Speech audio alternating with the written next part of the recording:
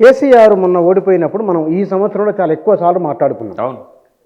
కేసీఆర్ పట్ల ఆనాడు కొంత మీరు ఈ పద్ధతి బాగాలేదు, ఇట్లా మార్చుకుంటే బాగుండే, కొంత అంటే చాలా జాగ్రత్తగా పదాలు వాడుతూ ఆ ఉచ్చారణ కఠినం తప్ప పదప్రయోగం కఠినం లేదు. కానీ ఆ రేవంత్ రెడ్డి విషయంలో భావోద్వేగం ఉంది, కొంత కఠిన పదజాలం కూడా ఉన్నది. ఎందుకు అట్లా ఒకరి అంటే విషయంలో ఒక వ్యక్తిని ముఖ్యమంత్రి స్థానంలో కూర్చోబెట్టినప్పుడు గత ముఖ్యమంత్రితో పోల్చడం కానీ, ఆ వ్యక్తి సర్వజ్ఞుడు అని అనుకోవడం కానీ కరెక్ట్ కాదు.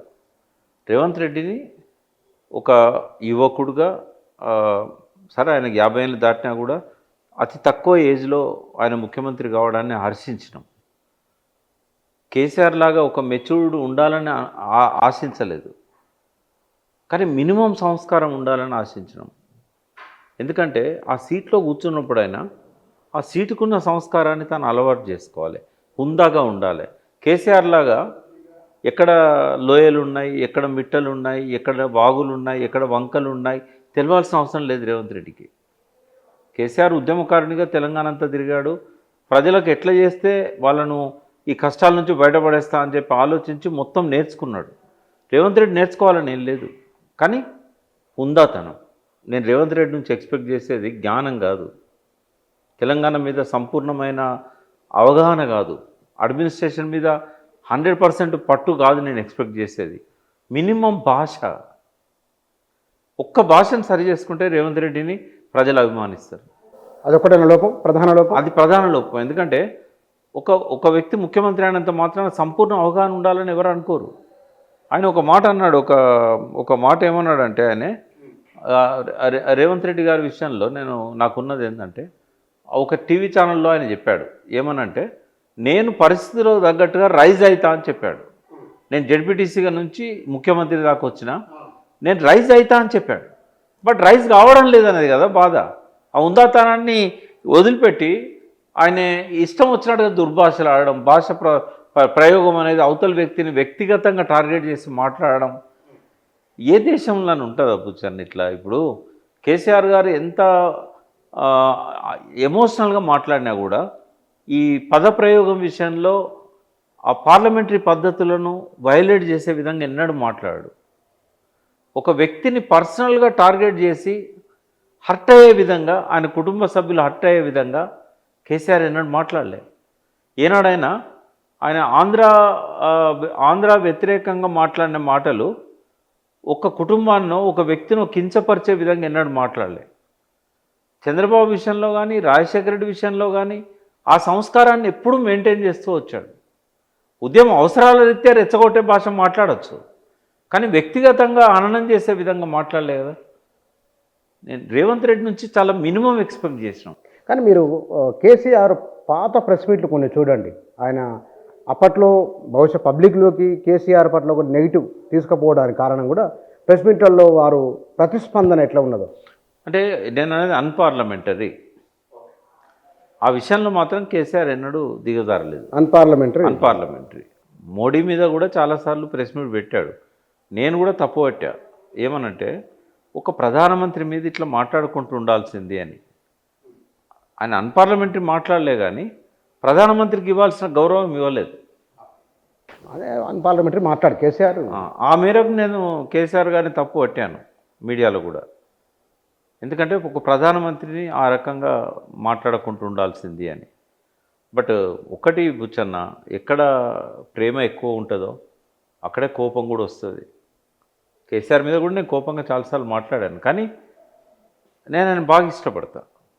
ఎందుకు ఇష్టపడతాను అంటే, తెలంగాణ సాధించిన వ్యక్తిగా తెలంగాణ సాధనకు అవసరమైన ఎత్తుగడలు, వ్యూహాలు ఇంకెవరు నిలబడలేకపోయారు కదా. దేవేంద్ర గౌడ్ గారు కూడా పార్టీ పెట్టారు, ఆయన కూడా చాలా మంచి బీసీ నాయకుడు. ఆయన కూడా చిరంజీవి గారు పార్టీ పెట్టారు, ఆయన కూడా తెలంగాణ అన్నాడు, సామాజిక తెలంగాణ.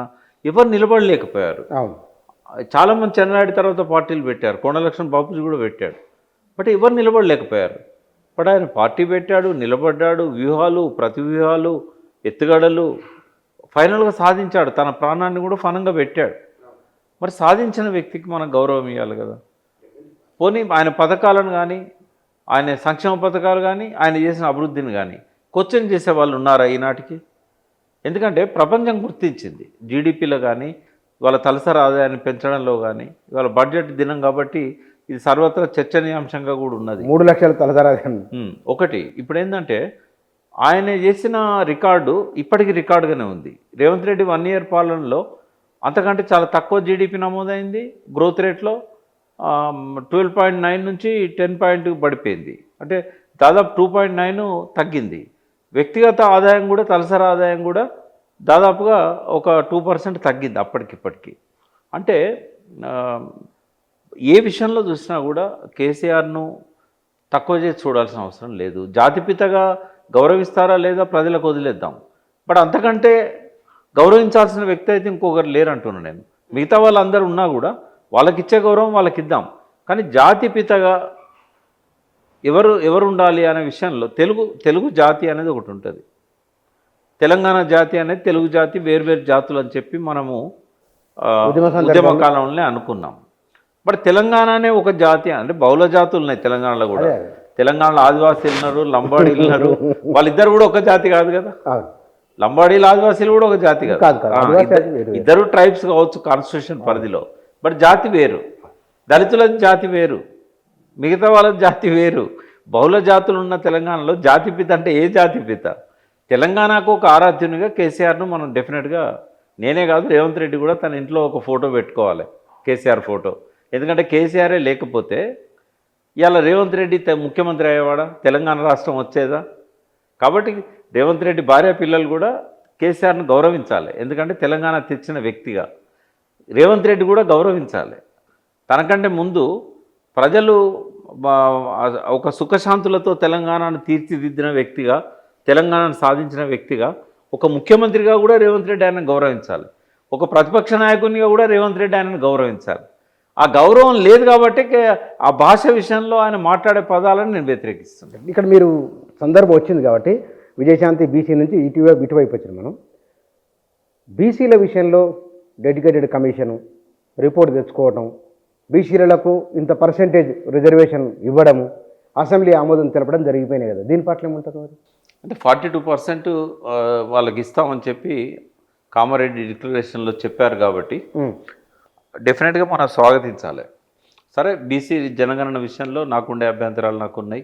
ఏ బీసీ కూడా ఆయన కులగణనను కరెక్ట్ అని అనట్లేదు. బట్ 42% కంటే ఎక్కువనే ఉన్నారు కదా. 46% అని ఆయన లెక్క చెప్తున్నది. సరే, మా బీసీల మున్నూరు కాపులను తగ్గించి రెడ్లను పెంచినందుకు మాకెవరికి ఆమోదం లేదు.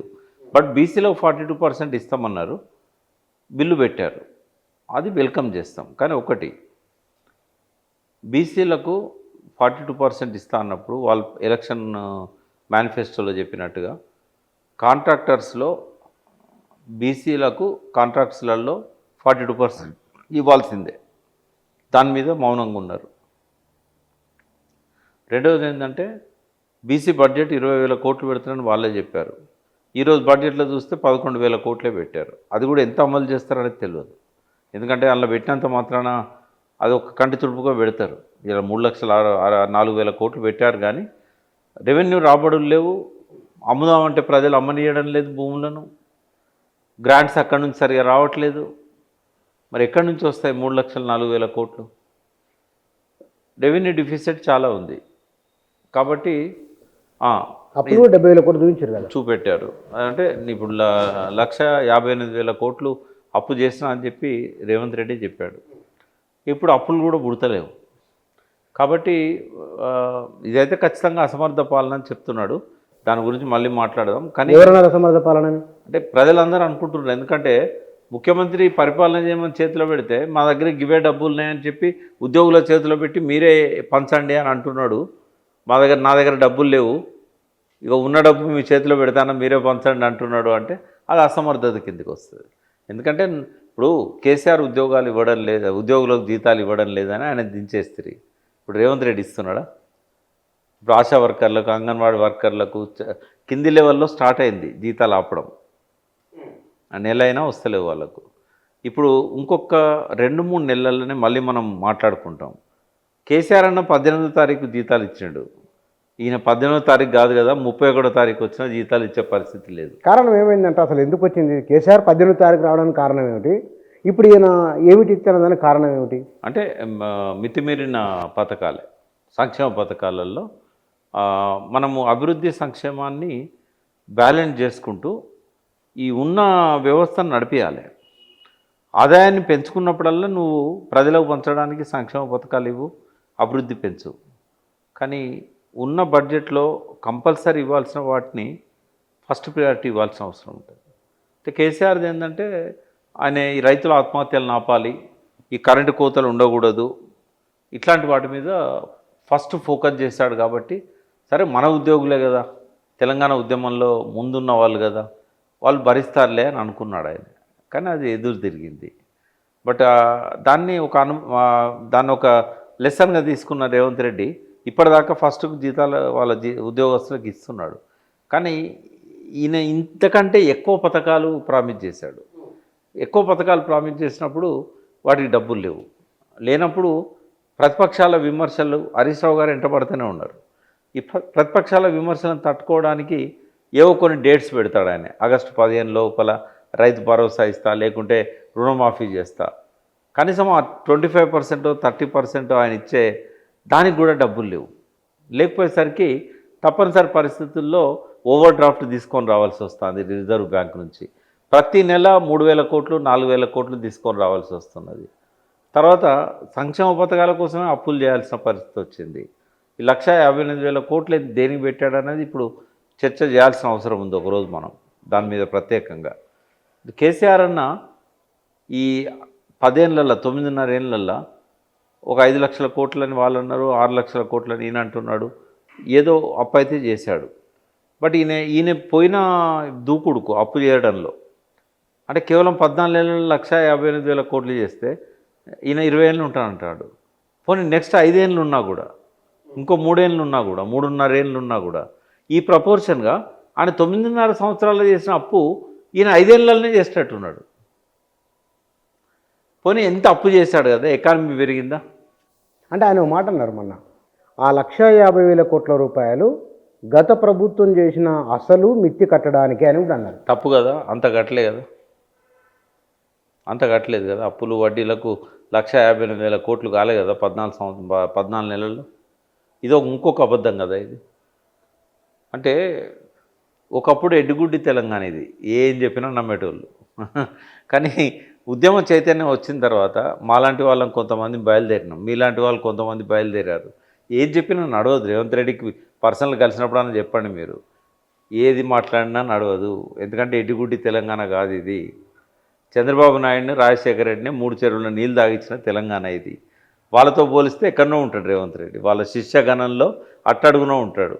మరి వాళ్ళ గురువులనే మట్టి గరిపించిన నేల కదా ఇది. ఇట్లా ఏది పడితే అది మాట్లాడితే నడుస్తుందా? ఇప్పటికైనా పర్లేదు, 1,58,000 కోట్ల అప్పు వడ్డీ కడితే ఎక్కడ కట్టిండు, వడ్డీ ఎక్కడ కట్టిండు, అప్పు ఎక్కడ కట్టిండు చూపెట్టమనండి.